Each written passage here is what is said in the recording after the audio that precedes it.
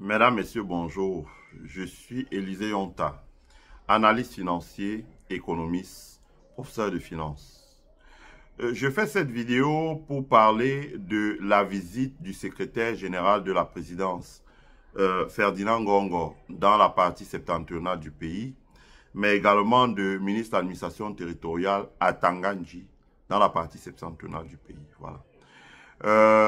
Cette visite faisait suite d'abord, quand il y a eu les inondations, on n'a presque pas vu le gouvernement camerounais, représenté par les gens qui peuvent décider, notamment le Premier ministre. Il a été absent, parce que dans un pays, quand on parle du gouvernement, on parle du Premier ministre. Le secrétaire général de la présidence, c'est à un autre niveau. Voilà, donc on n'a pas très bien compris. Il y a eu des inondations. Rappelez-vous, sur notre chaîne, nous avions fait un long développement sur la base des informations du HCR qui avait compilé les informations et qui vous disait le nombre d'écoles, le nombre d'hôpitaux, le nombre de maisons, la quantité de céréales, d'animaux qui avaient été perdus. Près de 200 000 animaux, c'est beaucoup. Donc des bovins et des caprins, des porcins qui avaient été perdus. C'était suite aux inondations, mais aussi la rupture de la digue sur le Logone qui avait permis que l'eau, n'est-ce pas, crée des dommages considérables sur les populations vivant dans l'extrême nord. Voilà. Bon.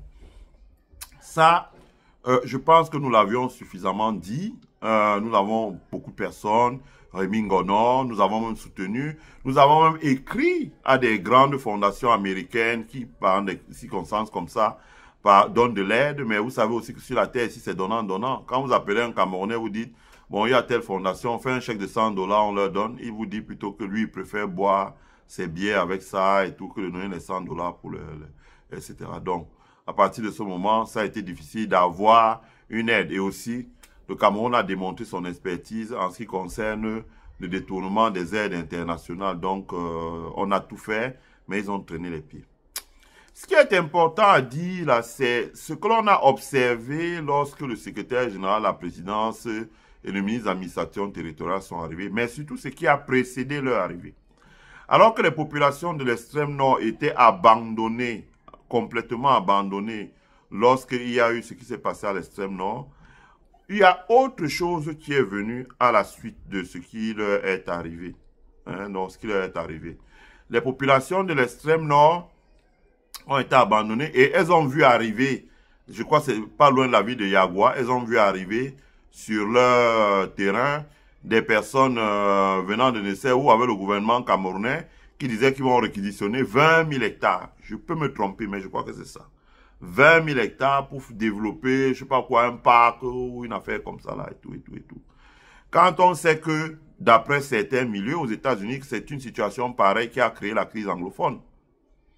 Où on a dit Héraclès se voit attribué par le ministère de l'économie et de la planification 200 000 hectares. Et je ne vous parle pas du montage qu'il y avait derrière. Ce sont des grosses pontes du gouvernement camerounais qui sont venus faire une société ici au Delaware pour s'accaparer des terres parce qu'il y avait du coltan là à l'intérieur. Donc, les populations de l'extrême nord qui sont vigilantes ont dit on ne veut pas voir ça ici chez nous, sinon ça va dégénérer. Elles étaient avec des lances, avec des machettes, avec des bâtons. Donc, c'était pratiquement une déclaration de guerre. Le gouverneur a été encerclé par des personnes prêtes à en découdre avec lui. Il n'avait même pas peur du bille. Donc, le gouverneur a dû négocier pour sauver sa tête et s'en aller. Donc, suite à ça, on a vu arriver à Tangandji, qui a dit qu'il est venu écouter. Donc, je ne vais pas vous faire écouter ce qu'il a raconté, parce que c'est quelqu'un qui ment beaucoup, donc ça n'engage que ceux qui y croient. Il a dit qu'il a été envoyé pour venir écouter. Écouter à Tangandji, il n'écoute nulle part. À Tangandji, il monte des milices et puis il écrase tout ce qui bouge. Donc là, il n'a pas pu écraser ce qui bouge parce qu'il y avait certainement, ils ont vu en face la détermination des personnes. Et le Cameroun étant déjà en mal, je l'ai dit sur ma page Facebook, dans la situation sécuritaire. Au nord-ouest, la situation sécuritaire. Au sud-ouest, la situation sécuritaire. À l'est du pays et Boko Haram dans le nord, s'il fallait ajouter une incendie dans l'extrême nord, c'était pour que on en termine avec ce régime. Donc sur ce, le gouvernement camerounais a dépêché à Tangandji, qui a dit qu'il est venu écouter. Et quelques jours après, Ferdinand Ngongo est arrivé et on a vu, il fallait s'y attendre. On a vu des élites parler un peu fort et tout, parce que Ngongo était allé visiter le pont sur le Logone. Et quand il est revenu et qu'il a donné des enveloppes, on a vu les gens avoir le sourire et dire « Nous aimons le chef de l'État ». Ça, soit.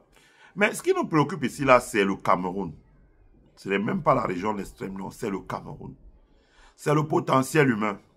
C'est parce que vous avez beaucoup, parce que l'ambassadeur du Cameroun en Belgique a dit que lui, il est fier de parler avec la majorité, la diaspora silencieuse. Oui, mais monsieur l'ambassadeur, qu'est-ce que vous appelez le silence?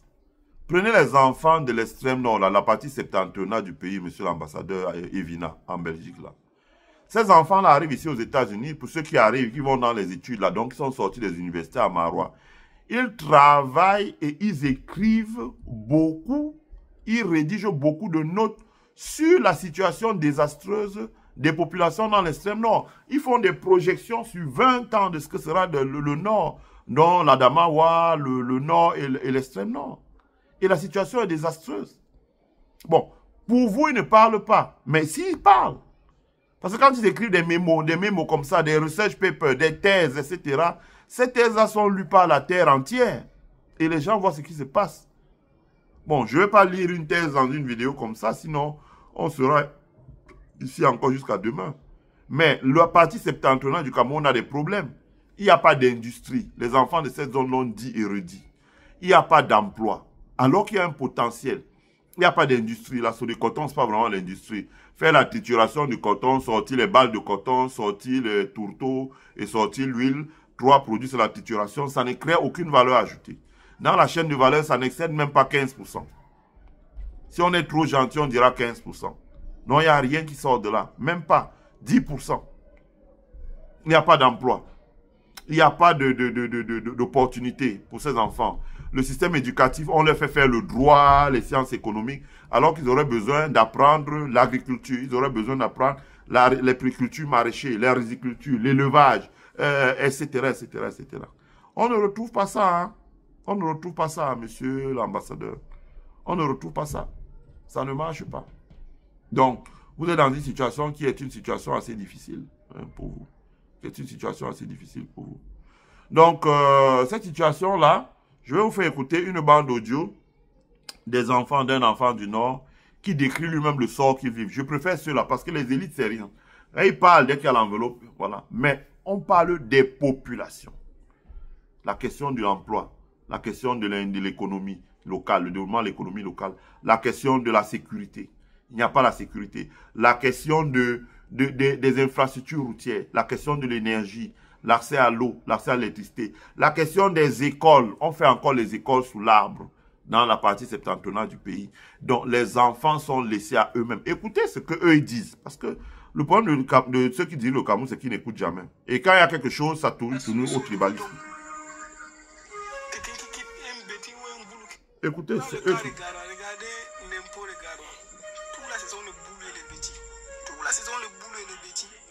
Regardez les Saint-Père de Garoua, toute la saison de bouler les petits. Regardez le saut de coton. Quelqu'un qui quitte un petit ou un boulot qui quitte de Biaoundé, il part là-bas, il achète tout l'huile qui sont là-bas. Et il revend ça encore sur place aux alliés qui sont là-bas. Ça ne vous dit rien. Nos enfants fréquentent. Pareil, les postes que nos enfants devaient occuper ou non. C'est chez nous, mais on prend quelqu'un juste de Yaoundé, il va travailler ou non. Toi qui au non, tu viens à Douala pour faire le bain ici. Avec ton licence dans les poches. Il y a les syndicats ici à Douala que le président a le doctorat. Ces éléments ont le bac plus 2. Tu ne vas pas trouver un élément qui n'a pas minimum de BPC là, il te chasse, il te dit qu'il ne veut pas aller à mon syndicat. Mes gars de syndicat doivent avoir tous les diplômes, minimum de bac. Ça là, ce sont les nordistes. Quelqu'un a le licence, il vient, il dort devant la boutique de quelqu'un pour qu'on lui paye 35 000 par mois. Quand je vois mes frères qui sont allés le fréquenter, mes frères nordistes qui sont allés le fréquenter, le temps que pour le pouvoir, vous allez fréquenter, on va rester dans le musée. Même l'eau à boire, on n'a pas, le riz, on n'a pas. Les écoles, on n'a pas. Toutes les universités, ils construisent rien qu'ici, aussi, Yaoundé, Douala. Regardez, il y a les universités ici, les instituts ici. Toute une université comme ça, il y a au moins 50 élèves. Mais oh non.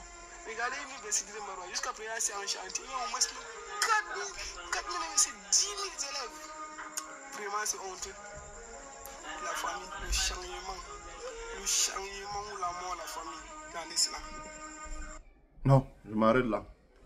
La vidéo continue encore, après c'est la politique. Ce n'est pas le but de ma présentation. Vous avez même entendu de quoi l'enfant la parle. C'est un jeune, il faut l'écouter. Il utilise les mots à lui, mais il exprime le désarroi, ce que vit la jeunesse du Nord. Il n'y a pas d'emploi. Les enfants au Nord, ayant fait des études, ayant une licence, sont obligés de venir à Douala faire la moto.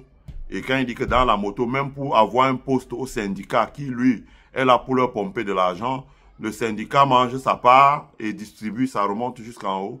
Et lui, l'enfant, là, pour avoir une place au syndicat, donc peut-être dans un bureau avec une table, il lui faut avoir la licence. Et que les gens qui ont la licence, ils viennent à Douala, ils ont 35 000 francs, ils sont gardiens de nuit. Ils dorment devant les portes pour être gardiens de nuit. Ça, je pense que vraiment, les gens doivent écouter ça. Que ce soit ceux qui dirigent le Cameroun, que ce soit les dirigeants du Cameroun actuel, que ce soit les pontes du régime là, que ce soit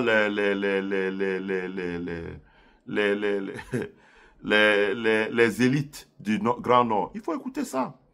Parce que souvent, quand ça dégénère dans un pays, on commence à dire les rebelles, les vandales. Qu'avez-vous fait? Écoutez ce que les enfants disent.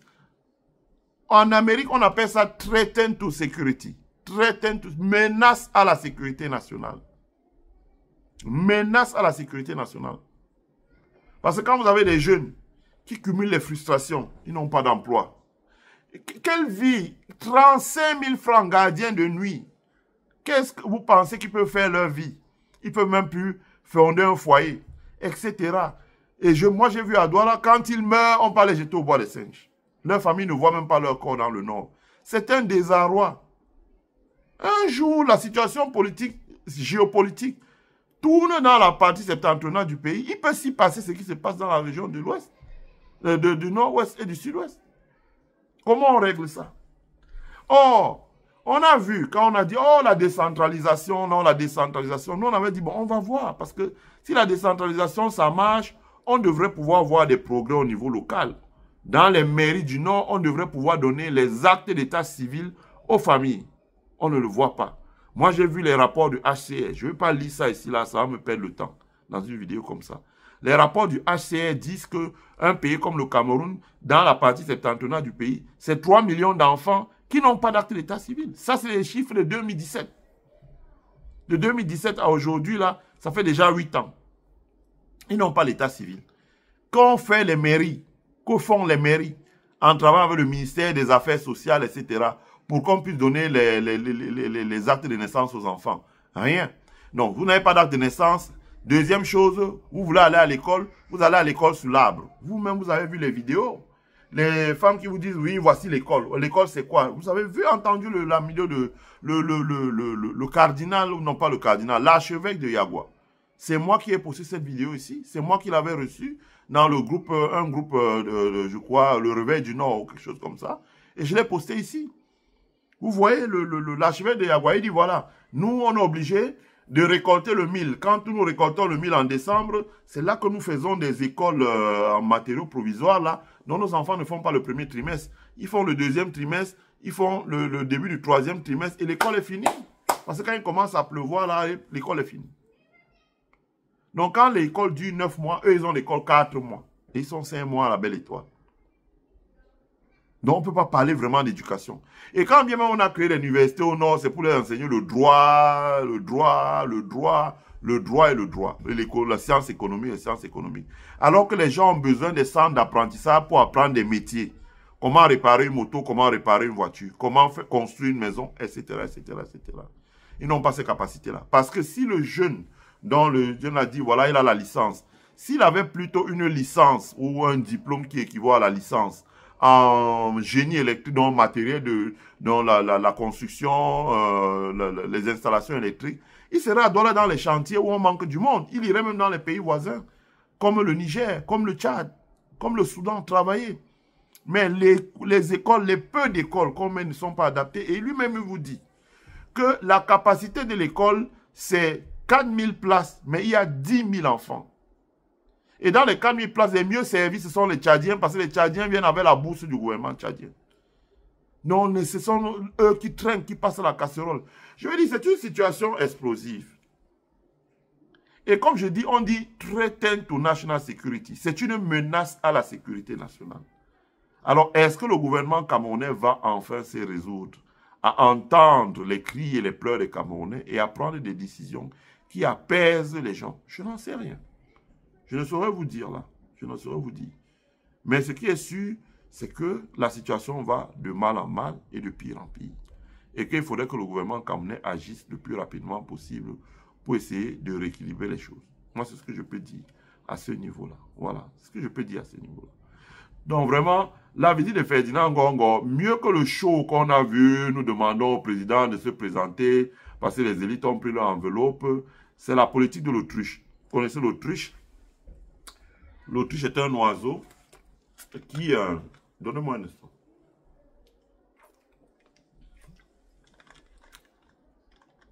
L'autruche est un oiseau qui, lorsqu'il entend les cris des coups de feu ou un bruit ou une menace, il met sa tête dans le sable.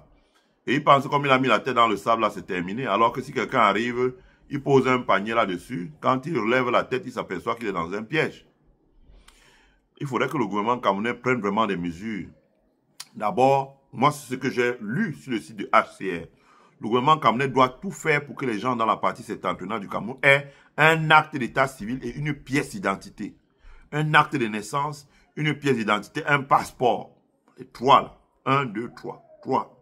Il faut qu'ils aient ça. S'ils n'ont pas ça, c'est rien du tout. Voilà. Le gouvernement camerounais doit prendre des mesures. Le gouvernement camerounais doit prendre des mesures pour que les gens aient l'acte d'état civil, la carte d'identité et le passeport. Pour ceux qui sont dans l'activité professionnelle, etc., etc. Le gouvernement camerounais doit prendre des mesures pour construire des écoles. Vraiment, les chers frères, ce n'est pas dur aujourd'hui. Hein, ce n'est pas dur. Regardez la vidéo que je vais faire sur le Niger, où le Niger a fait tout un salon sur la construction en matériaux locaux. Ce n'est pas dur. Je vous dis, ce n'est pas dur. Le Niger a fait tout un salon de la construction en matériaux locaux. Construction en matériaux locaux, ça veut dire que désormais au Niger, on va utiliser la terre, qui n'est pas la terre rouge comme à l'ouest par exemple, mais avec cette terre-là, on peut déjà faire des briques et commencer à construire avec des matériaux locaux. Le gouvernement camerounais peut en faire autant au nord. Les machines aujourd'hui pour construire en matériaux locaux, ça ne coûte pas cher en Chine. Et avec ces matériaux locaux, ça permet de construire rapidement, de développer l'industrie de production des matériaux de construction et de développer le Niger très rapidement. Ça, le gouvernement camerounais peut le faire. Le gouvernement camerounais doit également prendre des dispositions, par exemple, donc ça permet de sortir les écoles. Je veux dire que de faire l'école à l'air libre. Si les enfants avaient des salles de classe, avaient un toit, on pourrait même utiliser un système à mi-temps, en disant à d'autres, venez très tôt le matin. Nous, on a fréquenté comme ça. J'ai commencé l'école à Idjo, était encore au pouvoir. C'est comme ça qu'on fréquentait. Il n'y avait pas assez d'école. Le temps que le gouvernement camerounais construise, on faisait l'école principale de Dedo, on faisait la mi-temps. On venait à 7 h, on fréquentait jusqu'à 12 h 30. Quand on partait à 12 h 30, les autres rentraient et à 13 h, l'école commençait pour eux, ça allait jusqu'à 18 h. Donc ça faisait 5 h le matin, 5 h l'après-midi. 7 h midi et poussé 5 h, 7 h, 13 h, 18 h, 5 h de temps. Donc ça faisait 18 h d'école par jour. On a fréquenté comme ça. Oui. Donc le gouvernement peut faire ça. Aujourd'hui, avec les panneaux solaires, le gouvernement peut même avoir une autre option. C'est que les enfants fréquentent à 7 h. D'autres qui fréquentent à 7 h, ils finissent par exemple à 13 h. D'autres commencent à 14 h, ils vont même jusqu'à 20 h. Ou bien ils finissent à 18 h. Ils peuvent même mettre une troisième partie qui vient faire des cours d'apprentissage et qui vont jusqu'à 21, 22 h. Il suffit de mettre un panneau solaire de quelques kilowatts pour que le panneau solaire puisse éclairer ces écoles-là. C'est fort possible. C'est fort possible. C'est fort possible. Donc, nous devons travailler dans ce sens-là, hein, dans le sens de développer l'économie, et ça va permettre naturellement que dans ces zones-là, si on développe l'éducation, l'apprentissage d'un métier. L'une des raisons pour laquelle je m'étais engagé aux côtés de Camto en 2018, c'était ça. J'avais travaillé et j'avais délivré un document qui disait, voilà, faisons de l'apprentissage. L'apprentissage d'un métier. En Amérique, vous avez ce qu'on appelle les blue et les red jobs. Les Blues, là, comme disait Biden, c'est les union jobs. C'est les enfants qui n'ont pas été fait des hautes études, là. Ils n'ont pas le bac. 80% des gens qui travaillent en Amérique n'ont pas le bac. On les forme sur le tas. On les forme. On leur montre comment l'électricité, ils entrent dans une entreprise, on les forme, on augmente leur capacité. Ils parviennent à arriver à un niveau assez élevé. Nous devons pouvoir le faire. Donc, ce n'est pas ce qu'on voit jusqu'à présent. Et c'est ça qui est dommage et qui est dommageable. Donc, on doit pouvoir le faire. Donc, ma présentation s'arrête ici. Je vous remercie, tous ceux qui l'ont regardé. Et je vous prie vraiment que nous puissions relancer ce sujet-là sur les pièces d'identité, l'éducation, la formation. Le gouvernement camerounais doit également travailler pour réhabiliter les entreprises qui sont au nord, qui créent des emplois. La Semerie, la Sodéblé, il y a beaucoup de choses. La Sodécoton même, dont la productivité est très faible, ça ne dégage pas des marges, c'est une vache à lait, subventionnée par l'État, la culture du sucre, la réhabilitation de la vallée de Abenoué avec des ressources en eau, le Logone, il y a tellement d'opportunités, la production d'énergie, la captation des eaux de pluie, dont on n'aurait pas d'inondation, captée en saison pluvieuse, où il y a de grosses pluviométries, on avait partagé, c'est l'ONU Habitat qui a développé cette technologie-là, et après les pluies, cette eau-là s'envole, ou peut être encore réutilisé. Dans tous les cas, ça permet, voilà, de faire, par exemple, l'agriculture en contre-saison, aux ménages de disposer de l'eau, créer des réservoirs ou des réserves d'eau. Il y a tellement de choses, mais bref, rien n'est fait. Les autorités du Nord, les élites, ce qu'elles font, c'est que quand ça ne va pas, ça va là, on vient leur donner l'argent, ils prennent. Mais quand ça va aller mal, allez hop, on commence à pointer du doigt, oh, ce sont les Bamileke, ce sont les Bamileke, ce sont les Bamileke. Le Bamileke est devenu le moins cher de tout le monde au Cameroun. Voilà. Donc, on fait des vidéos comme ça pour que le moment venu, on dise à la jeunesse du Nord, écoutez, nous sommes solidaires de vous. Parce que comme vous, nous avions dénoncé que vous êtes dans une situation, vous avez un potentiel. Vous avez un potentiel dans le tourisme, vous avez un potentiel dans l'agriculture, vous avez un potentiel dans la lulitique, vous avez un potentiel dans l'élevage, vous avez un potentiel dans l'élevage, vous avez un potentiel dans la transformation du coton, dans la production de la noix de cajou, etc. Je peux allonger la liste jusqu'à citer plus de 100 choses. Le Nord, c'est une terre bénie de Dieu. Le septentrion du Cameroun, c'est une terre bénie de Dieu. Vous avez beaucoup de choses qu'on peut faire là-bas. Avec les techniques de désalination des sols, vous avez beaucoup de choses qu'on peut faire dans l'extrême Nord. Énormément. Énormément. Je ne peux pas citer tout là. Sinon, la vidéo mettrait 2 heures de temps. Malheureusement, rien n'est fait. Et quand il y a des bisbilles, on reporte ça tout de suite. On paye les Limbilobin. Ils vont dans les télévisions, comment on dit, c'est les Bamileke, les Bamileke. C'est dommage. Mais comme j'ai dit la dernière fois, mon sentiment, c'est que vous jouez avec le feu. Et vous jouez avec le feu. Et que si ça continue comme ça, vous risquez de vous retrouver dans une situation embêtante. Vous risquez de vous retrouver dans une situation embêtante. La situation embêtante, c'est que ça risque pas bien se terminer pour vous. Voilà. Merci à tous ceux qui ont suivi notre vidéo. Je vous souhaite à tous de passer une agréable journée ou une agréable soirée, selon le fuseau horaire où vous vous trouvez.